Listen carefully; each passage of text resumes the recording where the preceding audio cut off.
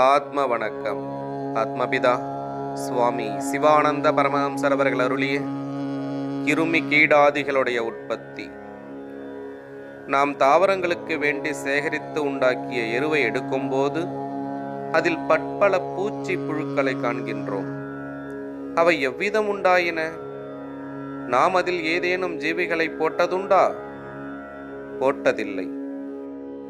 எனின் அந்த எருக்குழியில் போடப்பட்டுள்ள சாமான்கள் மிகவும் நிறைந்து நெருக்கமான போது குமுறி, அதாவது புழுங்கி, அக்குமுறுதலினின்றும் சூடு உண்டாகி அச்சூட்டில் இருந்து ஆவி உண்டாகிறது.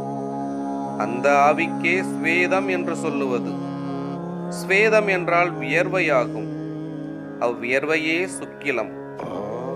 அச்சுக்கிலம் அக்னியிலிருந்து உண்டானது. அதாவது எருக்குழியில் போடப்பட்ட சாமான்கள் நிறைந்து நெருங்கி குமுறிய போது உண்டாகிய சூடு அக்னியினால் ஆகும். அந்த அக்னியில் இருந்துதான் வியர்வையான சுக்கிலம் உண்டாயிற்று. இதற்கே அக்னி சொரூபமான சுக்கிலம் என்று சொல்ல காரணம். அந்த சுக்கிலமே பிரம்மம். அந்த பிரம்மத்தை கொண்டுதான் சிருஷ்டி. அந்த பிரம்மம் இல்லாவிட்டால் யாதொரு சிருஷ்டியும் இல்லை. அதனால்தான் பிரம்மாண்ட கடாகம் ஸ்வேத ஜோத்பவம் என்று சொல்ல காரணம். அதாவது இக்காணப்படுகின்ற உலகம் முழுவதும் வியர்வையில் இருந்து உண்டானது. அது எப்படியெனில், எருக்குழியில் போட்டுள்ள சாமான்களிலிருந்து மேற்சொன்னபடி உண்டான ஸ்வேதமான வியர்வையோடு மேற்சொன்ன சாமான்களிலிருந்து உண்டான கரையும் சேருகிறது.